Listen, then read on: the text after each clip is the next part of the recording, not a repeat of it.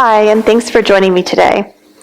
Today we're going to be talking about the nervous system, chakras, and Yoga Nidra. The nervous system is the communication highway between our proprioceptive system and our interoceptive system.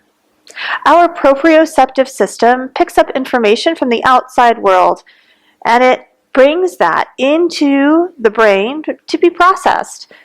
The brain processes the information it receives from the proprioceptive system and communicates with the interoceptive system.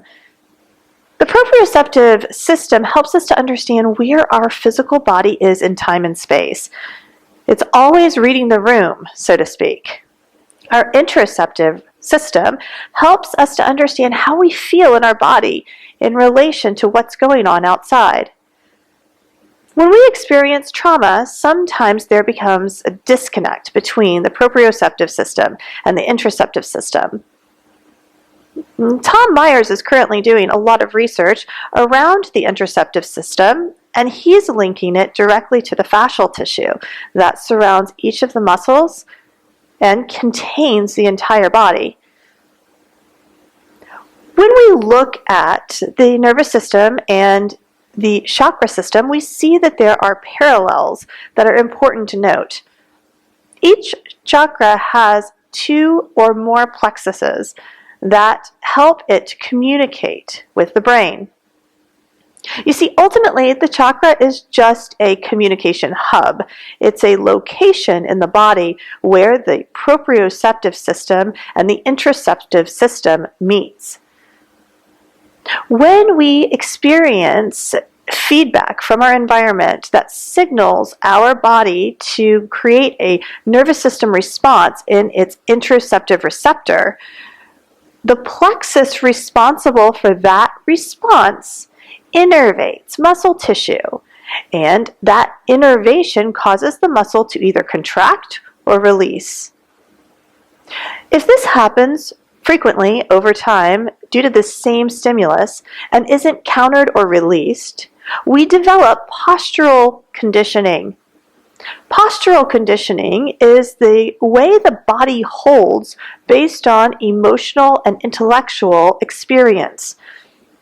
If I am confident and reinforced, and I feel confident and reinforced by others, then I'm going to be more open, more erect, and more confident in my relationships with others.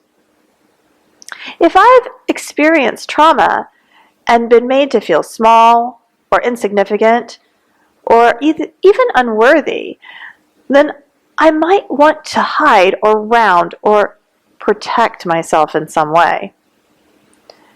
Our proprioceptive receptors are located in the pelvis and the shoulders primarily, although we do have them throughout the torso and back as well, and they're also located in the face and head. We see postural conditioning frequently in the pelvis and the shoulders. This protection or this projection, one of the two, and it's different for everyone. Right now, Dr. Levine and Dr. Richard Miller are doing a lot of work around somatics and how we store and hold emotional experiences in the body. You could call them trauma, or you could just call them an experience. But one thing's for sure, we hold on to those things in the physical body. Part of our yoga practice is to let go. Apagarya, non-hoarding, doesn't really mean that we don't have things. It means that we don't hold on to thoughts, emotions, feelings. We are present without the need to be attached to the things that make us feel whole. We don't need that because we already are whole. When there's a misunderstanding, when we feel like we're not enough unless we have a particular thing or unless we have a particular experience, then we hold in the body in a protective way, in a way that makes us feel like we are safe. The chakras are the key to postural conditioning and holding in the body. They are the missing link, what is missing in a lot of the somatic research today. Ultimately, the communication between the proprioceptive system and the interoceptive system dictate how we hold emotional and intellectual trauma in our body. Let's look at a practical example. You might look at the solar plexus, our seat of empowerment and self-worth. When I pick up information in my environment that makes me feel small or insignificant in some way, that information goes to my brain, and my brain sends the signal to the celiac plexus. The celiac plexus is the plexus that corresponds to the solar plexus. The celiac plexus is a bundle of nerves and ganglion that innervate different muscle tissue in the abdomen. The celiac plexus innervates the stomach, the gallbladder, and the small intestine, in addition to several other organs. When the celiac plexus is activated, it causes those muscles to contract. Your stomach and your small intestine are muscles. The contraction of these muscles make you feel sick to your stomach, or you might even feel like you need to use the restroom. These are symptoms of social anxiety in the physical somatic body.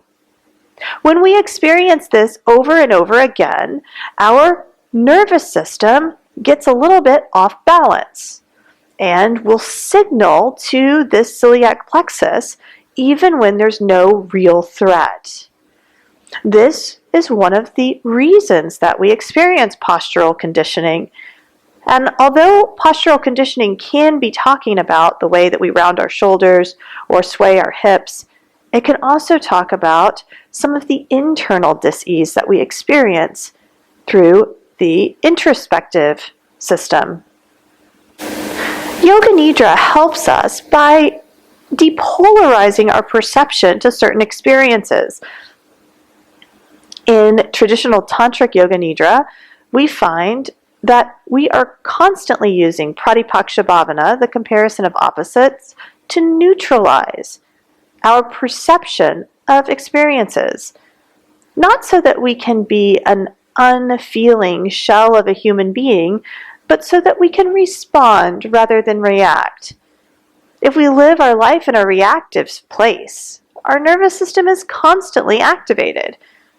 The goal is to learn to relax, and to let go, and to be with what is as it arises. Yoga Nidra is a great tool for that, without getting into the story of why we're holding, without worrying about all of the backstory that takes us out of the present moment. As you move through the Yoga Nidra practices that we have offered in this training, I'll invite you to really try to let go of your perception of the way things should be. Remember, everyone has a different experience, and where some people may be fearful of death, other people might be welcoming it. And some people might be fearful of being alone, when other people really desperately want to be alone. Remember, there's always two sides to every coin.